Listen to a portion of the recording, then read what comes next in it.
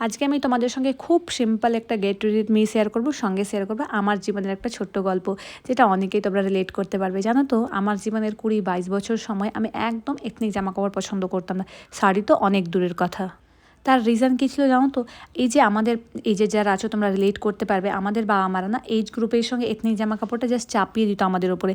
তোমার টিনেজ হয়ে গেছে, তুমি কিন্তু স্কার্ট বা শর্টস বা জিন্স টপ আর পরতে পারবে না, তোমাকে কিন্তু এবার এথনিক পরতে হবে। এই যে চাপিয়ে দেওয়া ব্যাপারটা, এটা আমার একদম পছন্দ ছিল না। এই যে আমার বাবা মা এখন এত কুল আছে যে তোমার বডি, তোমার চয়েস, তুমি কি করবে তুমি ঠিক করবে, এই বাবা মায় তখন কিন্তু একদম অন্য লেভেলের স্ট্রিক্ট ছিল।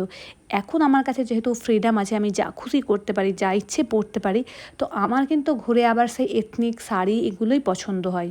তোমরা বিশ্বাস করবে না, আমি যদি অপরচুনিটি পাই যে আমি এখানে শাড়ি পরে যেতে পারবো, আমি একদম নো ডাউট শাড়িটা চুজ করি। আমার এত ভালো লাগে শাড়ি পরতে, বাট ওই সবসময় সুযোগ হয়ে ওঠে না।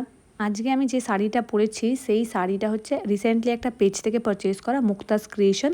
পেজের নাম লিঙ্ক দুটোই আমি মেনশন করে দেবো কমেন্ট বক্সে। ব্লাউজটাও তার সঙ্গে পেয়ার করে কিনেছি। ব্লাউজটা যে পেজ থেকে কিনেছি সেই পেজের লিঙ্ক, পেজের নাম না এখন আমার মনে নেই, বাট লিঙ্কটা আমি তোমাদের সঙ্গে নিশ্চয়ই শেয়ার করে দেবো। সঙ্গে আমি সিলভার জুয়েলারিও পরেছিলাম, বাট এত গরমে আর জুয়েলারি পরতে ইচ্ছে করলাম না, তো জাস্ট ইয়াররিংটা পরলাম আর হেয়ারটাও ওপেন রেখেছিলাম, বাট এই গরমে হেয়ার ওপেন রাখার কোনো ইচ্ছে আমার ছিল না।